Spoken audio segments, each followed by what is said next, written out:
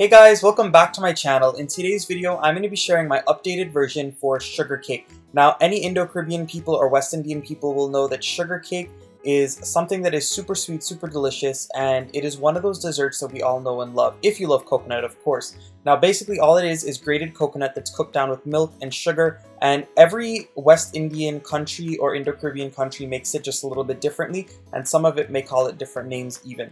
So this is my family's version, and a lot of you guys have been asking if you can make them without the red food coloring, so that's part of the reason why I'm updating it. I'm going to show you some tips and tricks to go ahead and get that perfect sugar cake, and we're also not going to use any unnatural food colorings because I know a lot of you guys are trying to be healthier and stay away from a lot of unnatural or artificial things. So keep on watching if you want to see how to make this sugar cake. I hope you all enjoy.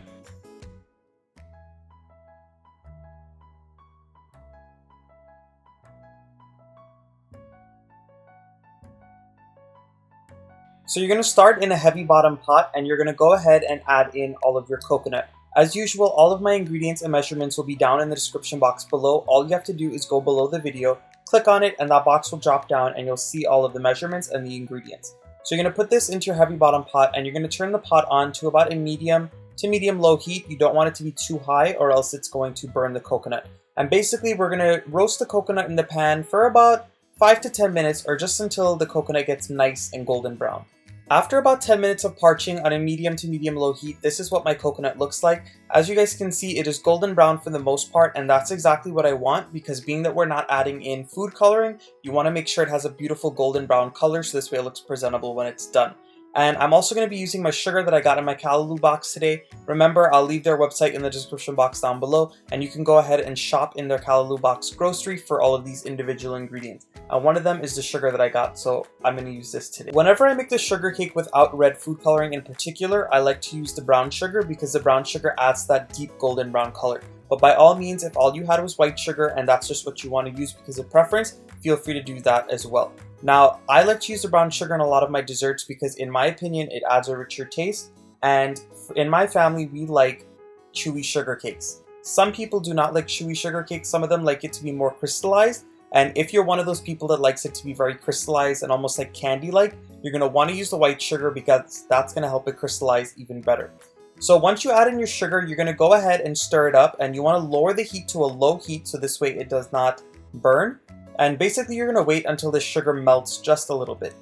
So while I'm stirring this up and waiting for the sugar to melt a little bit, I'm going to tell you guys a little something. A lot of people told me in my first sugar cake video that by parching the coconut, I actually dried it out.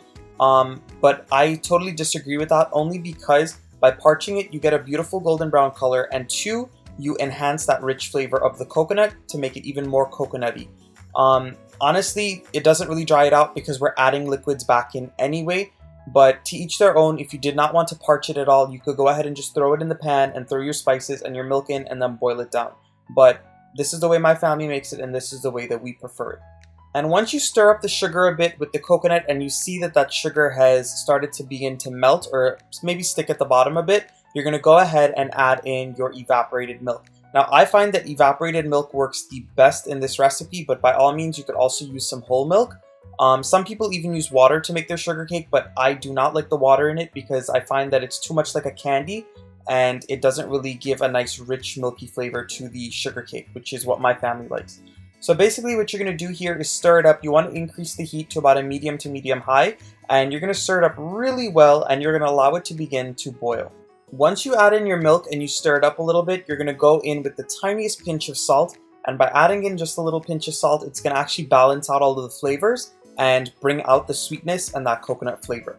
And now I'm also going in with some freshly grated ginger. In my opinion, sugar cake needs a good amount of ginger and a good amount of nutmeg to get that real traditional taste, but by all means you can use whatever spices that you want in it, and you could even use the dried ground ginger, but I much prefer to use the fresh ginger just because it gives a more pungent and strong taste, which I really like.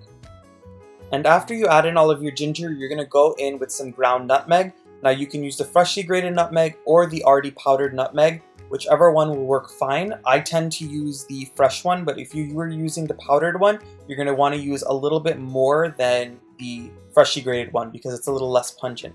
And as I said before, once you add in all of those ingredients, you're basically going to allow this mixture to cook up or boil down until most of the milk or the liquid has evaporated and it's very sticky and almost sticking to the pot a little bit. And I'll show you guys what that looks like. It might take about 15 to 18 minutes to come together. So this is what my sugar cake mixture looks like after about 15 minutes of boiling down. As you guys can see, it's pretty thick, but it also has a little bit of liquid down at the bottom. I want to dry it up just a little bit more so that this way it can hold together just a little better.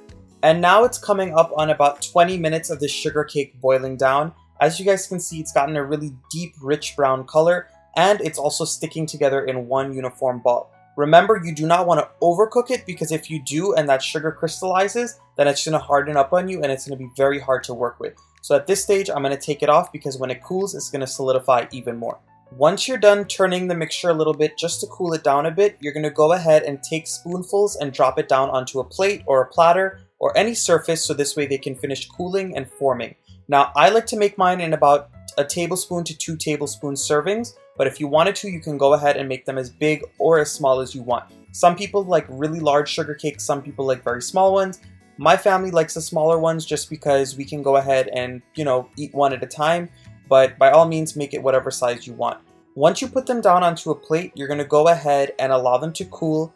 Now, these may take a couple of minutes to a couple of hours to cool, just depending on how you like to eat them. Some people like a cold sugar cake, some people like them warm, some people like them room temperature. So it totally depends on your taste and your preferences. You just have to let them sit long enough so this way they can be solidified and hold together. Now, again, I will repeat, if you like a crystallized sugar cake, you're going to want to make sure to use white sugar because white sugar will allow for that. If you like these chewy sugar cakes like my family, then go ahead and use the brown sugar like we did, but it is totally up to you and your preferences.